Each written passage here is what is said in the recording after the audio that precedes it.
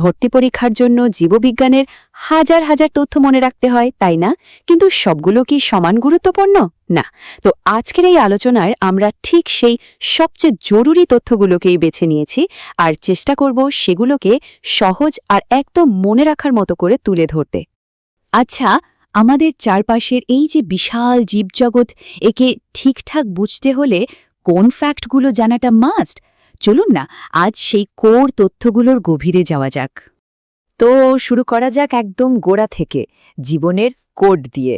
DNA, enzyme আর virus, এই ক্ষুদে জিনিসগুলো কিভাবেই যে এত বড় বড় কাণ্ড ঘটায়, চলুন সেটাই দেখি।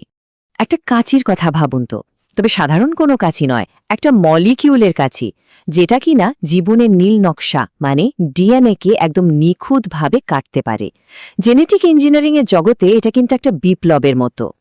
এই যে আণবিক কাঁচি, এর একটা দারুণ নাম আছে, রেস্ট্রিকশন এনজাইম। এর কাজ করার ধরনটাও বেশ সোজা, মাত্র দুটো ধাপ। প্রথমে এটা ডিএনএর একটা নির্দিষ্ট অংশকে খুঁজে বের করে, মানে চিনে নেয়, আর তারপর খ্যাচ করে ঠিক ওই জায়গাটায় কেটে ফেলে। জেনেটিক ইঞ্জিনিয়ারিংয়ের পুরো খেলাটাই কিন্তু দাঁড়িয়ে আছে এই প্রক্রিয়ার উপর। তো কাটা তো হলো, কিন্তু এই কাটার টুকরোগুলোকে তো আবার জোড়া লাগাতে হবে, তাই না? ঠিক এখানেই চলে আসে আমাদের মলিকিউলার গ্লু, মানে আণবিক আঠা। এই আণবিক আঠাটারও একটা নাম আছে, লাইগেজ এনজাইম।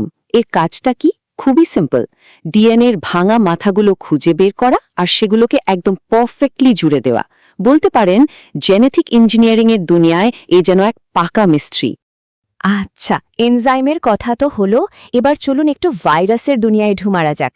এরা যে কি পরিমাণ বৈচিত্র্যময়, ভাবা যায় না। যেমন ধরুন, প্রথম যে উদ্ভিদ ভাইরাসটা আবিষ্কার হয়েছিল সেটা হলো টোব্যাকো মোজাইক ভাইরাস।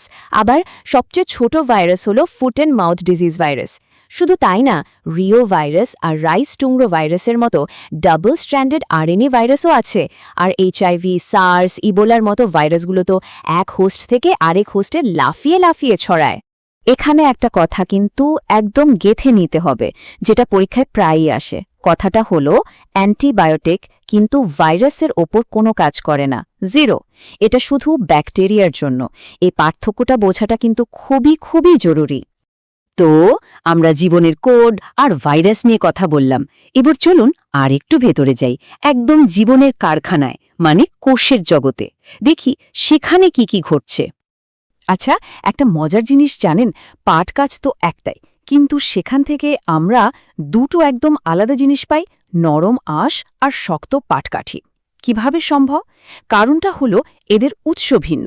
পাটের আঁশটা আসে সেকেন্ডারি ফ্লোয়েম থেকে, আর পাটকাঠিটা আসে সেকেন্ডারি জাইলেম থেকে। একই গাছ, কিন্তু টিস্যু আলাদা, জিনিসও আলাদা। দারুণ না? উদ্ভিদের ভেতরে যে পাইপলাইনের মতো পরিবহন ব্যবস্থা আছে, তার সব কোষ কিন্তু জ্যান্ত না।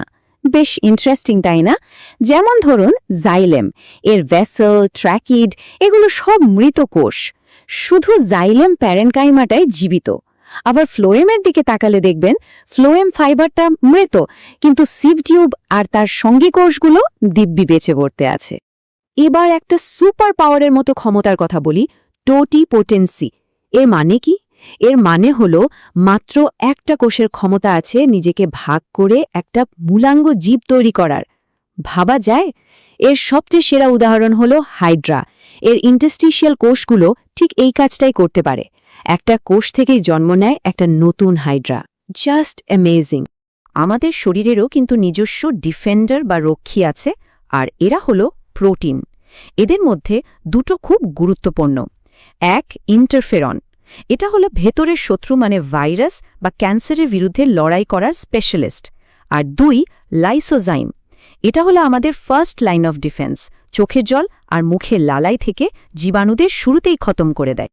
একটা কোষ যখন ভাগ হয়ে দুটো হয়, তার আগে তাকে একটা খুব জরুরি কাজ করতে হয়। কি সেটা? নিজের ডিএনএকে হুবহু কপি করা, মানে ফটোকপি করা। আর কোষচক্রের এই ফটোকপি করার কাজটা হয় একটা নির্দিষ্ট ফেজে, যেটাকে বলা হয় এস ফেজ বা সিনথেসিস ফেজ। তো আমরা কোষের ভেতরের অনেক কিছু দেখলাম। এবার চলুন একটু জুম আউট করি, দেখি এই একই নিয়মকানুনগুলো হাইড্রার মতো সরল জীব থেকে শুরু করে আমাদের মানুষের মতো জটিল প্রাণীর ক্ষেত্রে কিভাবে কাজ করে। পরিবেশের সাথে মানিয়ে চলার জন্য হাইড্রা কিন্তু দারুণ স্মার্ট একটা প্রাণী। দেখুন, যখন গ্রীষ্মকাল চারপাশে প্রচুর খাবার দাবার, তখন সে বাডিং বা মুকুলোদ্গামের মাধ্যমে তরতর করে সংখ্যা বাড়ায়। কিন্তু যখন শীতকাল আসে, পরিবেশটা কঠিন হয়ে যায়, তখন সে যৌন প্রজননের পথ বেছে নেয়। কি দারুণ স্ট্র্যাটেজি! এবার মানুষের হার্টের দিকে একটু নজর দেওয়া যাক। আমাদের হার্টের যে ওপরের দুটো চেম্বার অ্যাট্রিয়াম বা অলিন্দ, সেগুলো রক্ত দিয়ে ভরে ওঠার জন্য রিল্যাক্স করে, তাই তো? এই রিল্যাক্স করার সময়টা অ্যাট্রিয়াল ডায়াস্টোল কতক্ষণ জানেন? মাত্র 0.7 সেকেন্ড। চোখের পলকে পরের হার্টবিটের জন্য তৈরি। আর হার্টের যে শক্তিশালী নিচের চেম্বার দুটো আছে, ভেন্ট্রিকল বা নিলয়, সেগুলো রিল্যাক্স করার সময়ও আরও কম, মাত্র 0.5 সেকেন্ড। এই যে এত দ্রুত রিল্যাক্স করে আবার পাম্প করার জন্য রেডি হয়ে যাওয়া, এটাই কিন্তু সারা শরীরে রক্ত চলাচলের ছন্দটা ঠিক রাখে। আমাদের শরীরটা যখন তৈরি হয়, তখন ভ্রূণের বিভিন্ন স্তর থেকে বিভিন্ন অঙ্গপ্রত্যঙ্গ আসে। যেমন আমাদের চোখের লেন্সটা আসে একদম বাইরের স্তর, অ্যাক্টোডার্ম থেকে। আবার শ্বাসনালী বা গলবিল তৈরি হয় ভেতরের স্তর, এন্ডোডার্ম থেকে। আর সাথে একটা অ্যানাটমির তথ্য জেনে রাখা ভালো, হ্যামস্ট্রিং মাসেলটা থাকে আমাদের পায়ের ফিমার হাড়ের ঠিক পেছনে। তো আলোচনার প্রায় শেষের দিকে আমরা। চলুন এবার একটা র্যাপিড ফায়ার রাউন্ড হয়ে যাক। জীববিজ্ঞানের খুব গুরুত্বপূর্ণ কয়েকটা সংখ্যা এক ঝলকে দেখে নিই। বায়োগ্যাসের কম্পোজিশনটা দেখুন, এর প্রায় 65% হল মিথেন, 30% কার্বন ডাইঅক্সাইড, আর বাকি 5% অন্যান্য গ্যাস। এই যে বিপুল পরিমাণ মিথেন, এটাই বায়োগ্যাসকে এত শক্তিশালী একটা জ্বালানি বানিয়েছে। আমাদের কোষের পাওয়ার হাউসে যে ক্রেবস চক্র চলে, সেখান থেকে ঠিক কতখানি শক্তি আসে? মনে রাখার মতো একটা সংখ্যা হল 24। এক অণু গ্লুকোজ থেকে শুধু ক্রেবস চক্রে নেট 24টা এটিপি অণু তৈরি হয়। এটা সেলুলার রেসপিরেশনের একটা কোর ফ্যাক্ট। আর আমাদের র্যাপিড ফায়ার রাউন্ডের শেষ সংখ্যাটা হল 120। কি এটা? এটা হলো আমাদের রক্তের লোহিত রক্তকণিকার গড় আয়ু। একটা রেড ব্লাড সেল মোটামুটি 120 দিন বা 4 মাস বাঁচে। তো আমরা অনেকগুলো ফ্যাক্টস দেখলাম, তাই না? প্রত্যেকটা তথ্যই কিন্তু একটা পাজেলের টুকরোর মতো।